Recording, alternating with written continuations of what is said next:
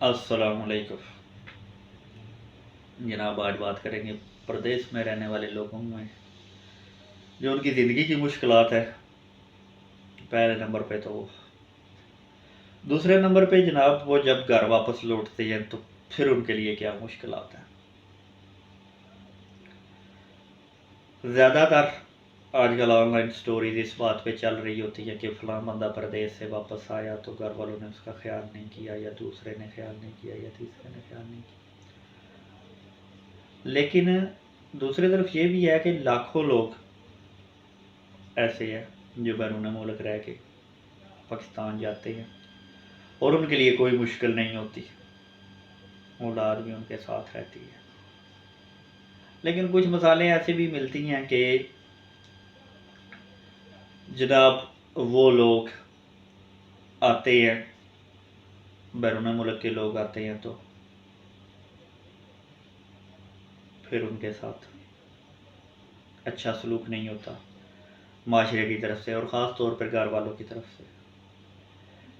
ऐसा क्यों हो जाता है कि वो लोग अपनी सारी ज़िंदगी अपने प्यारों के नाम करते हैं, बाद में उनको मुश्किलात का सामना करना पड़ता है। उसका सबसे बुनियादी वजह शायद ये है, अगर अपना ज़ाती तजर्बा बोलूँ तो वो लोग जो कमाते हैं सब कुछ अपने प्यारों के नाम कर देते हैं। गलती शायद इधर ही होती है।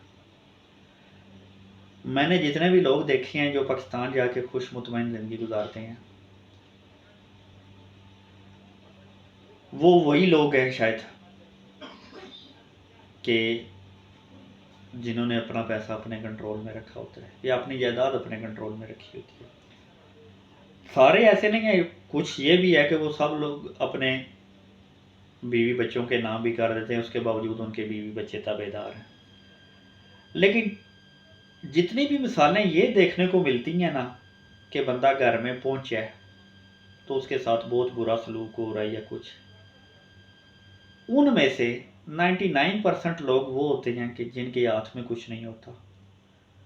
उन्होंने अपनी सारी जायदाद, बैंक बैलेंस उनके हाथ कर दिया होता है। इवन के कुछ मसाले तो शायद ऐसे भी मिली हैं कि इवन के उनके हाथ में ही होता है, लेकिन बच्चे सब कुछ छीन लेते हैं। अल्लाह सबके बच्चों को नेक हिदायत दे। लेकिन उस चीज़ के लिए प्लानिंग ज़रूर करनी चाहिए। पहली बात तो यह है कि बैरून मुल्क वालों के बारे में ये अब तो ऑनलाइन वीडियोज़ आती हैं कि वो कितनी मुश्किल में दिन रात गुजारते हैं। हर जगह की एक अलग परेशानी है। जो लोग यूरोप में काम कर रहे हैं ना, वो सख्त सर्दी में काम कर रहे होते हैं, माइनस में टेम्परेचर है, और वो लोग काम कर रहे होते हैं। कुछ लोगों को अंदर की जॉब्स भी मिलती हैं लेकिन कम होती हैं।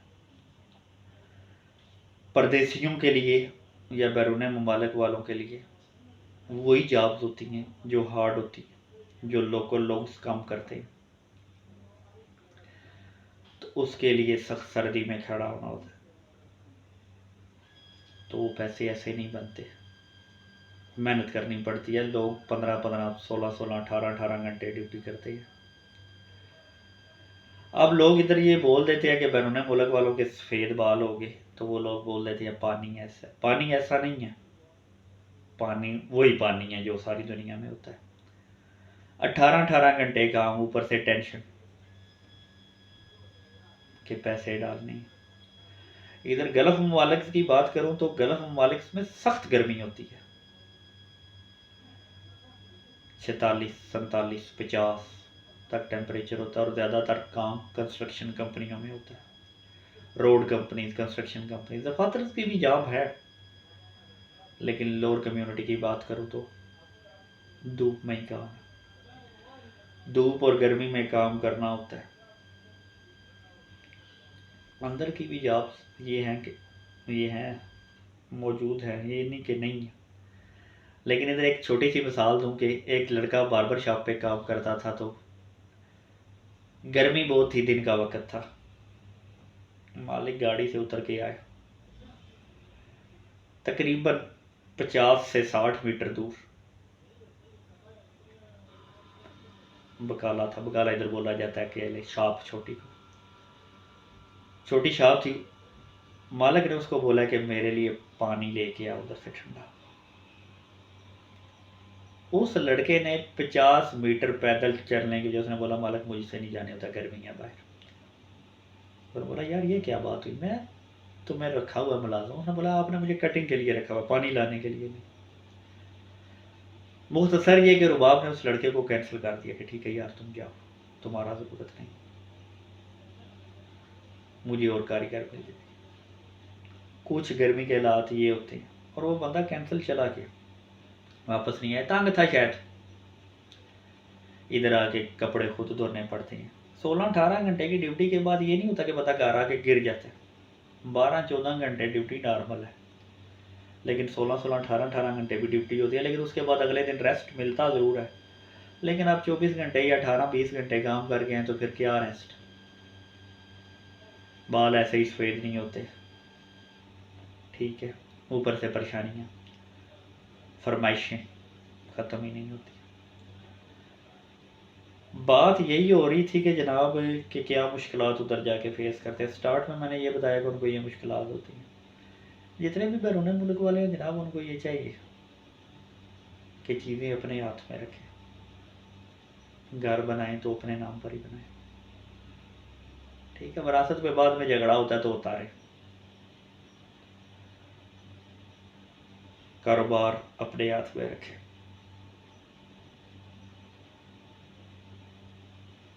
दूसरे नंबर पे सबसे जो है बात है कि आप अपने बीवी और बच्चों की मर्जी भी पूछें।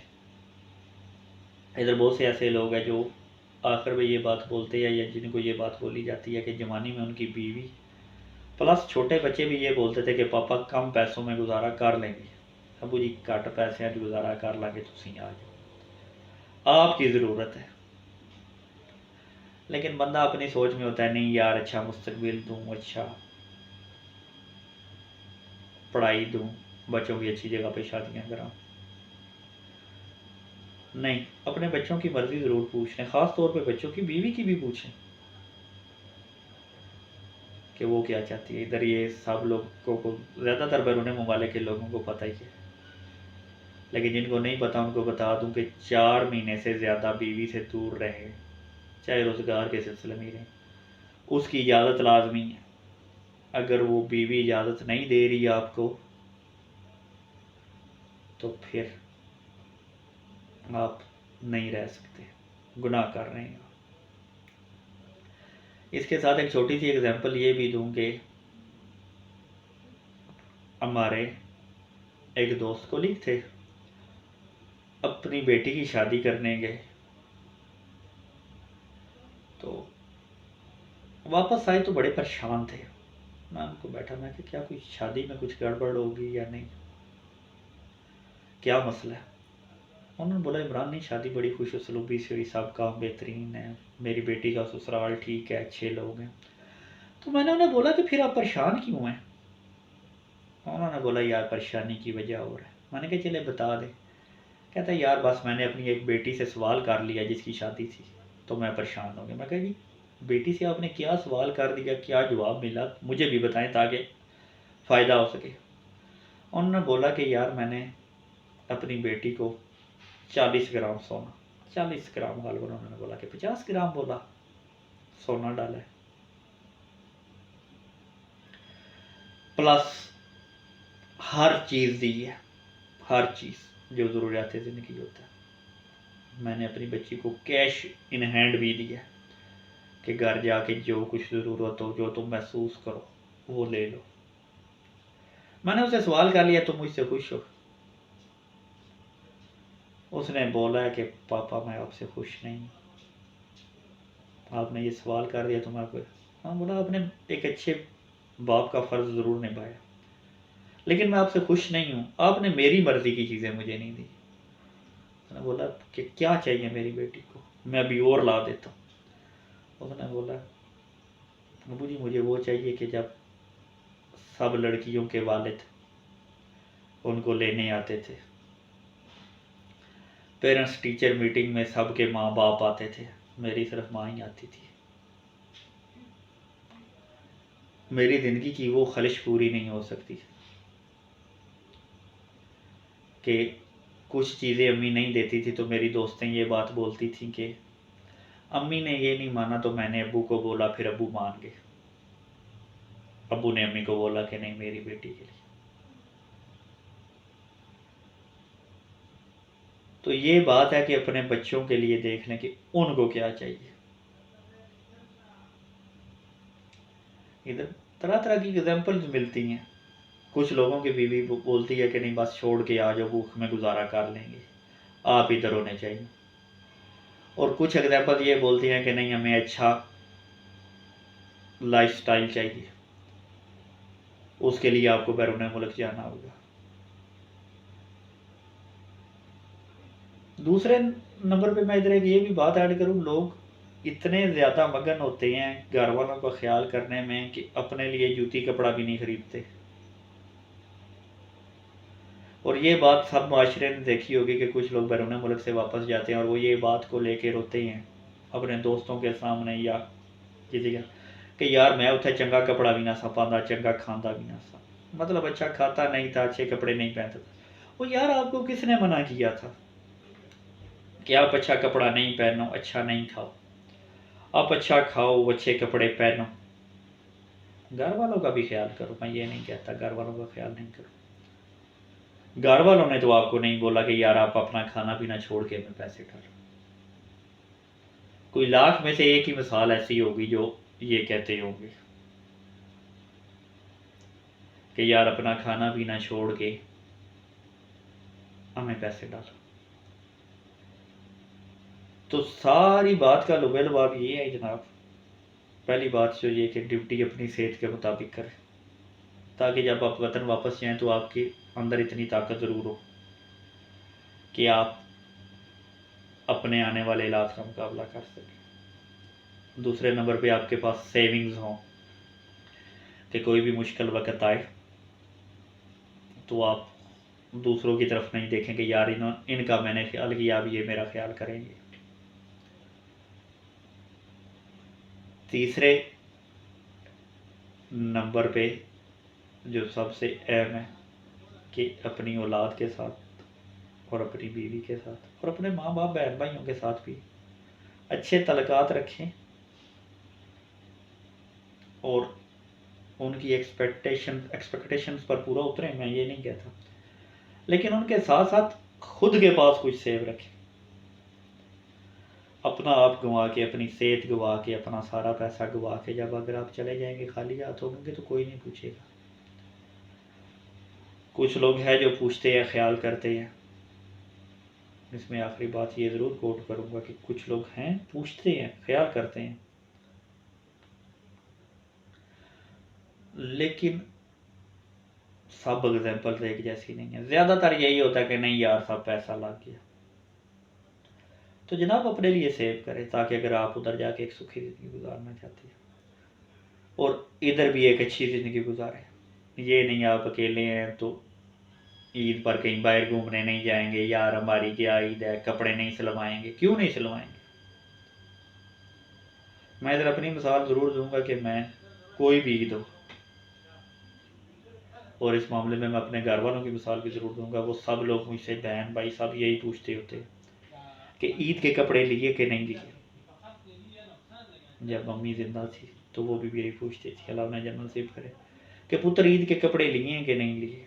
और ईद से पहले मेरी वालदा का मुझे मैसेज आ जाता था कि मेरे बेटे ने जो कपड़े लिए हैं उनकी तस्वीरें भिजवाओ मुझे कि मैंने ये कपड़े लिए हैं। फिर ईद वाले दिन मैं वो कपड़े पहन के पहले, दूसरे और तीसरे दिन वो तस्वीरें घर भिजवाता होता था। तो ये बात है कि जो भी लोग पाकिस्तान में पैसे मंगवा रहे होते हैं उनको सबसे पहले ये पूछना चाहिए, अबू जी, भाईजान या छोटे भाई, पहले अपने लिए चीज़ें खरीदो फिर हमारे लिए भिजवा। लेकिन इधर उल्टा ही हिसाब होता है, यार कुछ कर ना कर सानू पैसे पा। और हमारे लोगों की बेवकूफ़ी है जो बैरून मुल्क में रहते हैं, मैं बेवकूफ़ी कंसिडर करूँगा उनको, कि जो सब कुछ कह के लोग उनको कह लें कि एक उन नज़रों से देखते हैं, क्या उनको बोलना चाहिए कि रहम वाली नज़रों से देखते हैं कि यार तरस खाते हैं उन पे। हाँ, मेन वर्ड है जो तरस खाते हैं उन पे कि यार ये लोग क्या कर रहे हैं। तो लोगों की तरस भरी नज़रों से बचें और अच्छा लाइफस्टाइल गुजारें। हम काम पे अच्छे कपड़े पहन के जाएं। स्टाफ लोग तो बेहतर चलता है, लेकिन कुछ लोग स्टाफ कैटेगरीज में मुराद ये है कि जिनकी अच्छी सैलरी है, जो 2-2.5 लाख 3 लाख बचत निकाल लेते हैं लोग इधर 20-20 लाख बचत निकालने वाले हैं। लेकिन अपने हाथ में ही रखें जनाब सब कुछ, तो तब भी आप तरक्की करेंगे और मुल्क में जाके भी एक अच्छा लाइफस्टाइल गुजार सकेंगे। किसी को कोई बात बुरी लगी हो तो मादरत खां, अल्लाह सबका हामी और नासिर हो। अल्लाह हाफिज़।